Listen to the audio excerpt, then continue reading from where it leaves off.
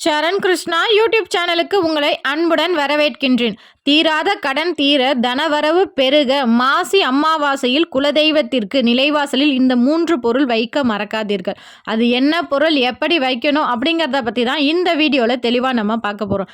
நம்ம சேனலில் உள்ள வீடியோவை ஃபஸ்ட் டைம் நீங்கள் பார்க்குறீங்க அப்படின்னா மறக்காமல் நம்ம சேனலை சப்ஸ்கிரைப் பண்ணி வச்சுக்கோங்க. நம்ம சேனலில் தொடர்ந்து குலதெய்வ பதிவுகள், ஆன்மீக தகவல்கள் வந்து கொண்டே இருக்கும். வாங்க வீடியோக்குள்ளே போகலாம்.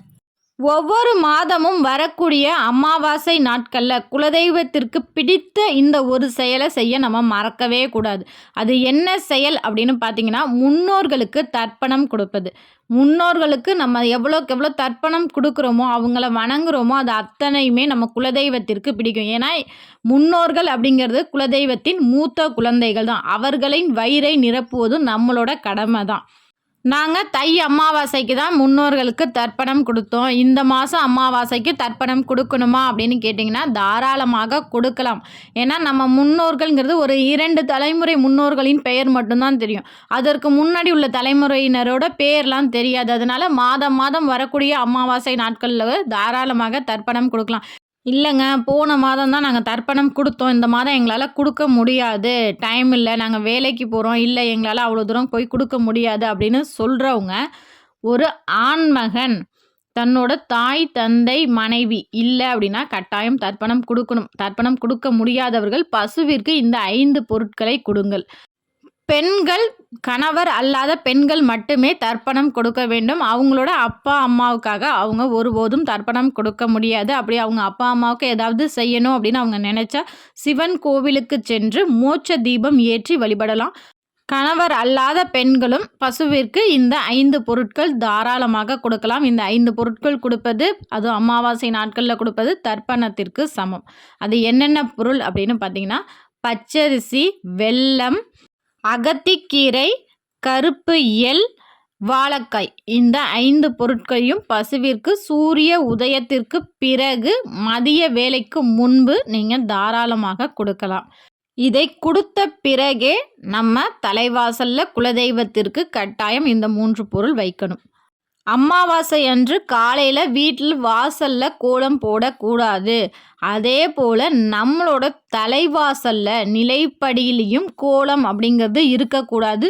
ஆனால் அன்னைக்கு மாலை நேரத்தில் வாசல் தெளித்து கோலம் போட வேண்டும். தலைவாசல்லையும் மாலை நேரத்தில் கோலம் போட வேண்டும். இப்போ நான் சொன்ன பொருட்களை உங்கள் வீட்டில் முன்னோர்கள் யாரேனும் தவறி இருந்தால் அவங்க பசுவிற்கு இந்த 5 பொருட்களை கொடுத்து வந்த பிறகு உங்கள் பூஜை அறையில் விளக்கு ஏற்றுங்கள். விளக்கு ஏற்றியவுடன் தலைவாசலுக்கு நேராக வாங்க. தலைவாசலில் இந்த 3 பொருளை சேர்த்து பூசுங்க. அது என்னென்ன பொருள் அப்படின்னு பார்த்தீங்கன்னா, பச்சை கற்பூரம், மஞ்சள், வெட்டி வேற முதல் நாள் இரவே தண்ணியில் ஒரு டம்ளர் தண்ணியில் கொஞ்சமாக வெட்டி வேற நல்லா பிச்சு போட்டு ஊற வச்சுருங்க. அந்த ஊறிய தண்ணீரை எடுத்துக்கோங்க. அந்த ஊறிய தண்ணீர், மஞ்சள், பச்சை கற்பூரம், இது 3யும் கலந்து நிலைவாசல் எப்படி நீங்கள் மஞ்சள் தேய்ப்பீங்களோ அதே போல் மஞ்சள் தேய்ச்சிடுங்க. அதை தாண்டி தான் நம்ம உள்ளே வர்ற மாதிரி மஞ்சள் மட்டும் தேய்ச்சி வச்சுட்டு அங்கங்கே குங்குமம் போட்டு வச்சுருங்க.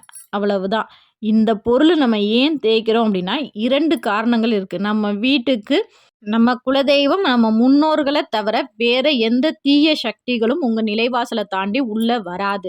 அது முதல் காரணம். 2வது காரணம், உங்களோட கடன் பிரச்சனை கட்டாயம் குறையும். ஏன்னா நம்ம தலைவாசல்ல இருக்கிறது நம்ம குலதெய்வம். அந்த தெய்வத்திற்கு இந்த 3 பொருட்கள், அதுவும் பச்சை கற்பூரம் அப்படிங்கிறது ரொம்பவே சிறந்த ஒரு பொருள்.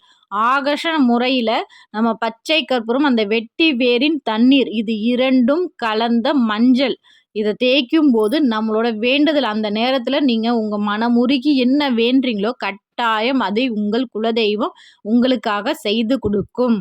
மறு அமாவாசை வரும்போது உங்களுக்கே தெரிஞ்சிருக்கும், போன மாதம் உள்ள கடனை விட இந்த மாதம் கடன் அப்படிங்கிறது நிறையவே குறைஞ்சிருக்கும். இப்படியே கொஞ்சம் கொஞ்சமாக கடன் குறைய குறைய உங்களுக்கு தனவரவு அப்படிங்கிறது பெருகி கொண்டே இருக்கும். இதை ஒவ்வொரு அமாவாசை நாட்களிலும் செய்ய வேண்டும். இது பகலில் செய்கிறது. மாலை நேரத்தில் வாசல் தெளித்து கோலம் போட்டு தலைவாசல்லையும் அரிசி மாவினால் கோலம் போட்டு குலதெய்வத்தை வணங்குங்கள்.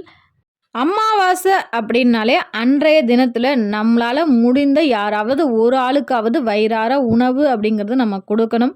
ஆண்கள் உங்களால் முடிஞ்ச அளவுக்கு இந்த சாலை ஓரத்தில் உள்ளவங்க வயசானவங்களுக்கு உங்களால் முடிஞ்ச உணவு வாங்கி கொடுங்க.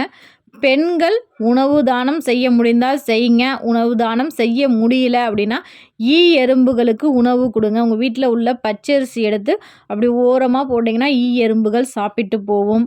அது மட்டும் இல்லை, அன்றைய தினத்தில் காகத்திற்கு உணவு வைப்பது, வாயில்லாத ஜீவன்களுக்கு உணவு கொடுப்பதும் உங்கள் முன்னோர்கள் சாப்பிடுவதற்கு சமம்.